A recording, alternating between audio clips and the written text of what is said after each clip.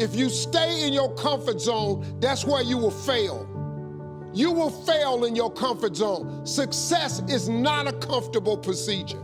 It is a very uncomfortable thing to attempt. So you got to get comfortable being uncomfortable if you ever want to be successful. Start putting some pressure on.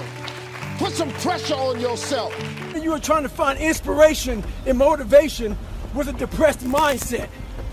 You're depressed because you're not doing shit with yourself. You don't find inspiration by not living in the grip of life. You need to live in the grip of life to find inspiration. Put challenges in front of yourself. When you put a challenge in front of yourself and you attack it, that's when you find inspiration. Try to be 10% better than you were last week. So if you're running 30 miles a week, run 33. If you're swimming 500 meters, swim 550. If some of you aren't doing shit, your 10% is just getting off the couch. The more you walk away from accountability, the weaker you become. Find yourself in the grip of life. You can't find yourself by doing nothing. Let me see if I can fix myself. So I said, if I can just walk one more mile after being in the worst shape of my entire life, this would change everything for me mentally going forward. From this kid who came from dirt, nothing, who couldn't read until he was a junior in high school and is now here. I walked a mile. I said, maybe I can walk one more mile. Maybe I can walk another mile. At mile 81, my ex-wife looked at me and said, you're not gonna make the time. When your mind knows it's not going to quit, and this is what I found out, this is my 40% rule. When your mind knows it's not going to quit, your body will adapt to whatever is in front of it. I ended up running 20 more miles. I did 101 miles in 19 hours and 6 minutes. And that one day changed, that 19 hours. It wasn't SEAL training, it wasn't Ranger School, it wasn't Delta Force, it wasn't any of that crap I went through. It was just 19 hours and 6 minutes that forever changed my life to know that we as human beings are capable of anything. And we don't need any special kind of parents or tools to get there. So I end you with this. Don't stop when you're tired, stop when you're done. Thank you very much. Come on. Get it. 17. You don't know me, son. Get it. 18. You don't know me, son. Get it. 19. You don't know me, son. Yeah. 20. You got some more in you. 21. Yeah, get it again. Come on, we want to see it. Good. 22. Who's going to carry the boats and the logs? That's you, buddy. Come on, 23.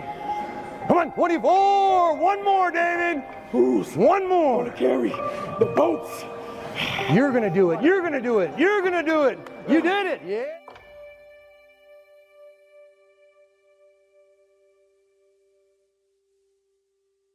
One thing that changed my life is my grandfather.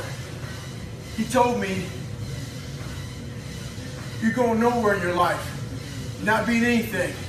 As bad as that hurt me, it got me to pull my head out my ass. So learn to stay hard, have thick skin, and do what's right. What you need is the one thing I talk about in my book, which is straight up brutal work ethic. You have to be willing to outwork everybody in the world. And that's the hard part. That's the hard part. This isn't like some 5-step process where if you do these 5 steps, you're gonna end up with this magical world.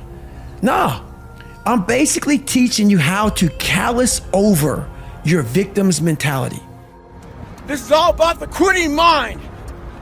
So what's the quitting mind? So let's say it's day 1 of a job interview. You have your clothes laid out. You've been preparing for weeks and weeks and weeks. You show up and you bring your best self. After a couple months, you start showing up to work a little later.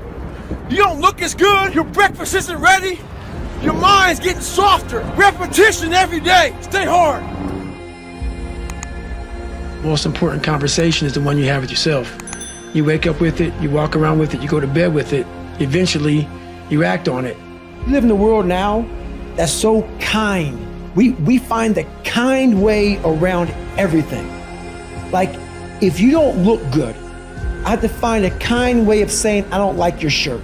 Right. That's not the approach. If that's the approach you're looking for, that book is not for you.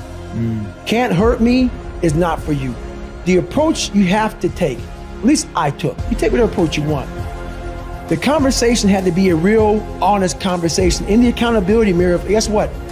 I was fat. Don't find a kind word to say that, you know what, I've gained some weight. No, you're fat. When I couldn't read, not like, hey, you know, you have a learning disability. No, I cannot read. At a 4th grade reading level, I'm struggling, and sometimes I call myself stupid. Not in a way to put myself down. Sometimes you act on it good, sometimes bad. You gotta change the internal dialogue.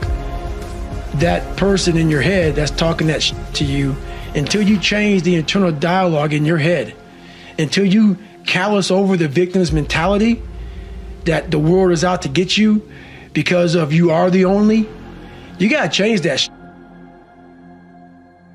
I once had that mentality that no one understands what the I'm going through. And if you keep that mentality, you're gonna stay in the same exact spot that you're in, that no one understands me. There's millions of people. Why do you think a book that I self-published, is doing so well? With a story that's so f***ed up. People like, I'll never forget when I went to a publishing house, like, who's gonna resonate with this story? No one's gonna buy this book. I'm like, are you not in the world? Are you not in society? You're never alone. Everybody's going through shit.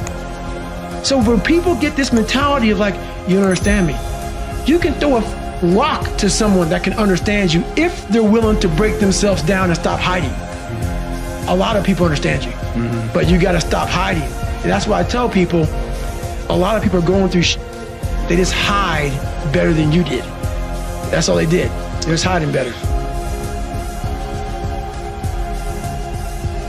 Don't find words to make yourself feel better, because that's what, so we hang around people that make us feel better, that tell us what we want to hear, not what we need to hear. And so we stay away from those people. And we stay away from those people, like our internal dialogue becomes that kind, it's okay, it's not okay. So that's where it starts. It starts with that accountability of it's not okay anymore. Only 12% of the world are natural executors, only 12% of the world. And I looked at the numbers like, yo, that's kind of crazy, but I get it. They so demanding that if it was 50% of them, it would be crazy. If you had to deal with that personality, it would be a lot that had to deal with 50% of the world is that, right? So less than 12% of the world are executors naturally.